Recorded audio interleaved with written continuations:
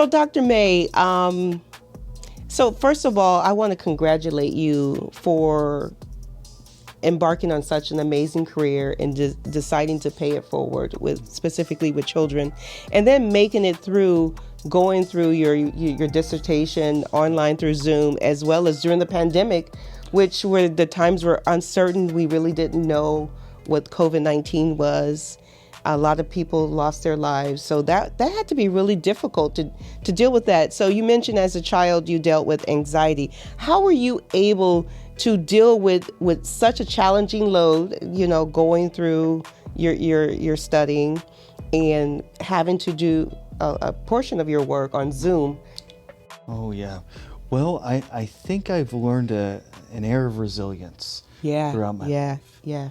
And I was definitely taught it. I was blessed with my mother and father, who are both the most resilient people I know, teaching me those traits. And as I got older, I tried to grow up myself in all different areas of my life. And I think that allowed me to maintain stability throughout my dissertation, my doctoral career. Loss of patients, if that, whether it be COVID-19, age, what have you, or just challenging topics that may come about. It's that resiliency factor that I would pride myself off of. Yeah, that's very important. So you mentioned that you specialize in providing counseling services to children ages 4 through 18. What are some of the main concerns you see that our children are dealing with today? And then we'll have a follow-up question on how we could work through that particular one issue, because I know there are a wide array of issues. Well, that's a great question. So I think coming out of the pandemic, you saw a significant spike in anxiety amongst the younger kids, and also the adolescent and the soon-to-be adult age range. And there could be a multitude of reasons why, but I think it tends to manifest a lot in social engagements because they were pulled away for about 2 or 3 years from normal age-appropriate social interactions. So there's a higher level of anxiety within that age range than I believe ever before. And in addition to that, I do believe you have a generation of children that tend to be a little bit more lost in their journey. And I feel as though if they can just find a goal or a few goals that they can put their minds to, a lot of the other issues will work itself out. Yeah, I know for me, I didn't know what I wanted to do. I think well into like my early 40s. And I felt frustrated. So I think my remedy was always going to school. I was always getting some sort of certification. I nearly went crazy after my master's degree, so I stopped there. But I was always going to get some sort of certification, getting some training, because I knew that I still haven't discovered my gift or purpose. So I didn't discover that until I got into the nonprofit world. But when I was in government, yes, I had a pension, I had good benefits, I was making good money, but I still wasn't satisfied. I couldn't wait till Friday, couldn't wait till the weekend. And then when I was recruited to the nonprofit world, a lot of my friends thought I was crazy, like, why would I go work for nonprofit? But for the first time, my first job with the nonprofit work, I worked for an abused women's shelter. So I saw the impact that we were making in the lives of women who were being abused, who didn't really have the finances to go leave on their own, but they had this outlet, they had this resource, which was the shelter that would help them with safety planning and help them get back on their way. And some women even started a business. They went back to school, they got an education, and they were, for the first time in their lives, financially independent. So hearing those stories and seeing them, I knew from that moment on, I found my purpose, which was A, to serve, and to B, nonprofit, because nonprofits, I mean, the spectrum is so huge as to the impact they're making, whether it's housing, mental health, just so many things that nonprofits do. So that's why I love it so much. So say I'm a parent. and my child is dealing with anxiety or mental health issues, how do I first identify that? Because oftentimes we talked about this before we started recording the podcast, that it takes two parents, they're working, and sometimes they might have 2 or 3 jobs, they're not home, so they don't all necessarily see the signs that their child is struggling mentally with something, or the child is probably always on the phone or away. So what is some of the telltale signs parents could look for to kind of identify that, to try to get their children some help? That's a great question. So I do believe that at some point in time there's an intrinsic understanding that mothers and fathers share, and grandparents as well to a certain degree, that their child is struggling with something. They may not know exactly what, but they just know that their son or daughter may not just be themselves in this moment. And at that moment in time, I do believe it's best to seek support, whether that be going to your primary care physician, going to specialty care, going to a psychologist, just to have a unbiased eye on them. And then from there, you know, the one area I really enjoy, well, there's multiple areas, but the one thing I really enjoy in the initial portion of therapy is exploring the parent's perception of what's going on. And I try to defer to their expertise, one as a parent, and two as a parent of their child. Because at that moment in time, I can synthesize then my understanding, my conceptualization, theirs, and then really put it into a nice, and also the child, I don't want to forget about him or her, and put it all together in a nice package, and then provide that to the parent and say, look, I think this is what's going on, this is what we're going to need to do to treat it. Very important. So how does one seek the help without the child being stigmatized, like, oh, you're crazy, you're going to a psychologist? You know, unfortunately, I still believe we're living in a world where mental health issues, just the notion alone that we call them mental health issues, and not just health issues similar to that of diabetes, exactly, so on and so forth. While that's colloquial in nature, that's just what we say, I do believe there's an air of stigmatization that's still pervasive. I believe trying to switch around the verbiage of a child, whether it be they're the anxious kid or they're the ADHD kid. No, they're the kid with ADHD, just like they're the kid with blonde hair, or they're a kid with glasses, they're a kid with anxiety. So their self-identity is, one component of it is the mental health issue, but there's a multitude of other areas of their life. And that they're recognized. I think that's important for us as people to understand that we're not one prong. We're more than that. And I had to discover that for myself as an entrepreneur, because, okay, yes, I'm a consultant that specializes in nonprofits, but I'm so much more than that. I'm a mother, I'm a wife, I'm also a serial entrepreneur. I'm an investor. I'm so much more. I love to decorate, and I don't have to be put in this one box. Absolutely. So really understanding that you don't have to just do one thing. You could actually explore your talents, and I think that's part of, I believe it's Maslow's hierarchy of needs. Self-actualization. I can never pronounce that word. Self-actualization. Sorry, guys. And management was my degree. But I think that's very important when you actualize who you are, what was your purpose here, and you're able to fulfill that, whatever that is. So you talked about children being lost because they haven't really discovered their goals.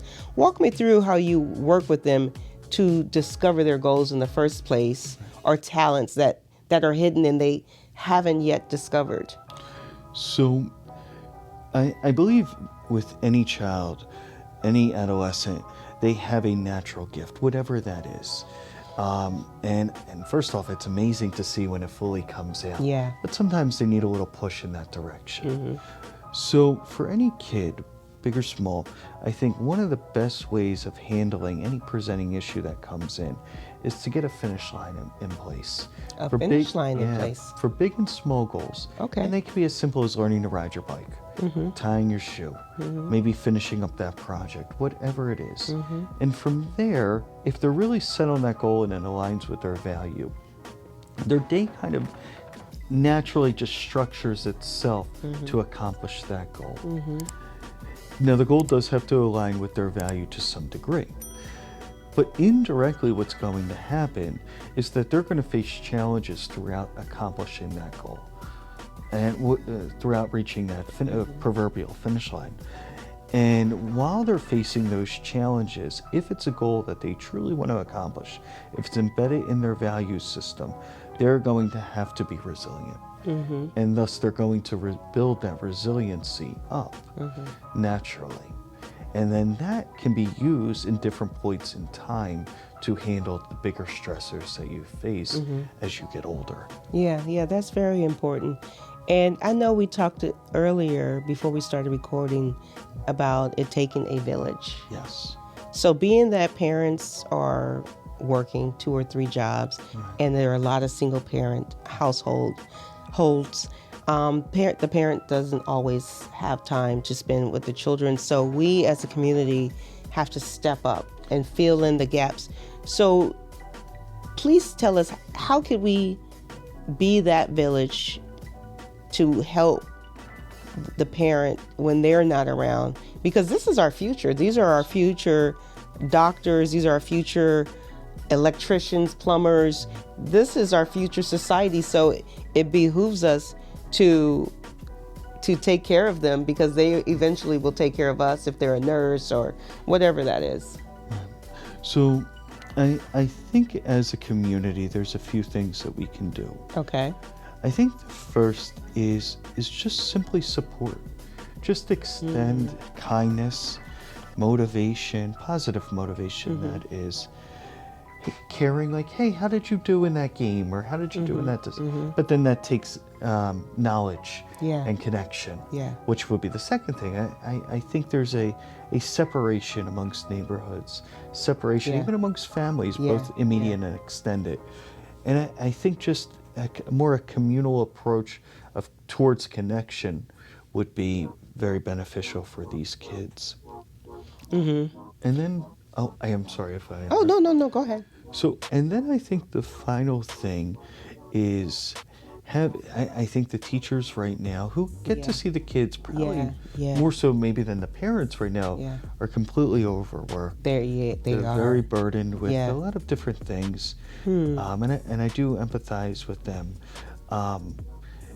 But, if we can continue embedding the teachers into that community so they're not separate. So it's one environment fostering the kids' development. Interesting. I was just thinking about ways that I could do my part, because last year I was a guest. They call it a guest teacher. When I was growing up, we call it a substitute teacher in the Lee County School District. And I actually left because the kids, it was overwhelming. I taught all grades, and I think my 2 favorite grades were the high school students, surprisingly, and the special needs kids. So the special needs kids, I was warned about them, and it was actually fun because they liked, I would always set a goal with them, and then we would accomplish it together, and then I would cheer them on when they account, and they wanted to make me happy, and I wanted to see them smile. So that was interesting. Well, and then the preschoolers, all they wanted to do was hug me and play with my hair.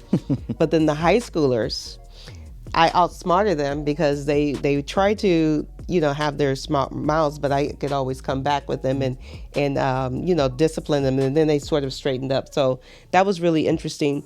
But so we have the Boys and Girls Clubs of the world. We have the Big Brothers, Big Sisters that provide mentorships.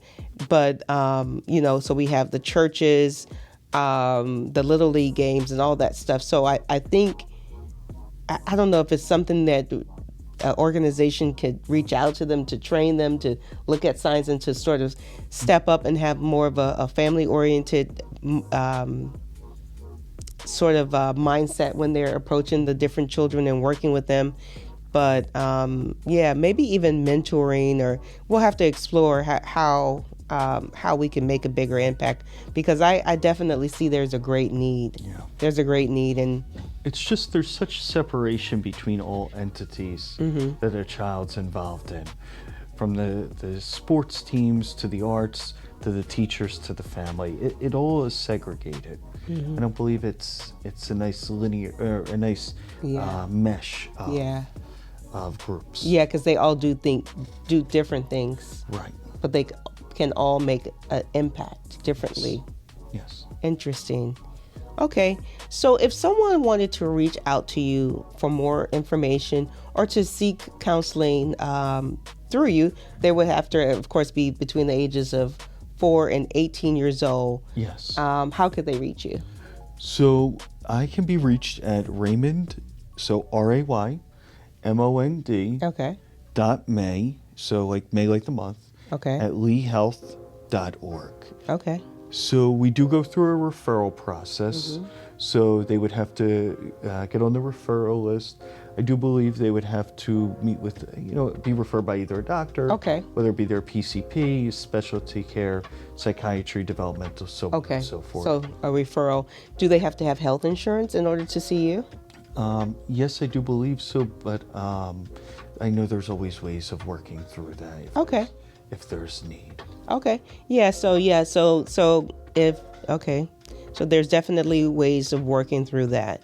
Any last advice, because we're going into the holiday season, which can be very tough for some parents who may not necessarily be able to afford some of the things the children want today, because they're looking at their friends, they're watching social media, and they see this facade of what someone's life is, and it's not necessarily always true. So can you advise our audience on how to get through the holidays and how to get through the holidays during the season that is joyous, but can also be a reminder for some that they don't have the financial resources to give to their children, and that's okay, because really it's stuff, and I think love is more important. But I like your professional advice on that. Well, I'm going to go with exactly what you said. Love is the most important. Yeah. A hug, a kiss, a story, none of that costs money. Right. And I can't tell you what present I got when I was 5. Exactly. There's maybe a Lego or something like that, but who knows? But I do remember about that Christmas, my father, mother, my brother, and sisters just laughing watching a Christmas movie, or sledding. Well, we had snow, so sledding down the hill. Yeah. Like, those are the memories that I have, and those memories, they will never go away from me. Right. They're mine forever. Right. They don't rust. They are not sold. Nothing. They're mine. Yeah. So my takeaway, I'm happy you gave me that story, because my takeaway is definitely creating memories is more important, because I know for my son, for his birthday, I always baked him a cake. Yeah. I would go to the store. I think the cake mix was maybe $1, and the frosting was maybe $2 or $3. And I would bake him a cake, and then I would get candles and put it in. He just loved it. Yeah. And I still have video of that. He had the biggest smile on his face, and every year he always expected me to bake a cake. And then as he got older, I didn't think it was a big deal. So I bought him a cake, and he was actually disappointed that I hadn't baked him a cake, and I bought him a cake. Right. And that was just kind of showed me that, hey, it's the small things and the things that matter. And as my kids got older, I think I saw a story on some show about creating experiences and not necessarily giving your kids gifts, because what you would see is the excitement was more so opening the gifts than actually the gifts itself. And then after they open the last gift, they say, "That's it." And they'll play with it for a little bit, and then it's over. So what I started doing as my kids got a little bit older, I stopped doing gifts, and we would do trips. We would do like a weekend getaway somewhere, and we would go maybe to a museum or a zoo, and those memories I'll never forget. So those are very important. So Dr. May, thank you so much for your time. Thank you so much for sharing your insights on how children and families can get over anxiety and get the help that they need. And it's not a stigma. It is actually a way to help yourself mentally and get better. Thank you very much for having me. You're welcome, Dr. May. So guys, I hope you learned something here from Dr. May. This holiday season, create experiences, spend time with each other, make stuff together. You'll always remember those experiences day in, day out. I know I do. Dr. May gave examples on what he did with his family. So experiences is going to be the takeaway today. If you feel or see signs for yourself as well as your children that they need help, it's not a stigma. Get the help they need. It'll make them a better person. It'll make the world a better place to live, work, and to play. So don't forget to like and subscribe to my YouTube channel. And don't forget, Grow Your Nonprofit has merch, guys. We have our own Etsy store with beautiful merchandise, anywhere from coffee mugs, t-shirts, hats, bags, and more. So stay tuned for more Grow Your Nonprofit podcast episodes.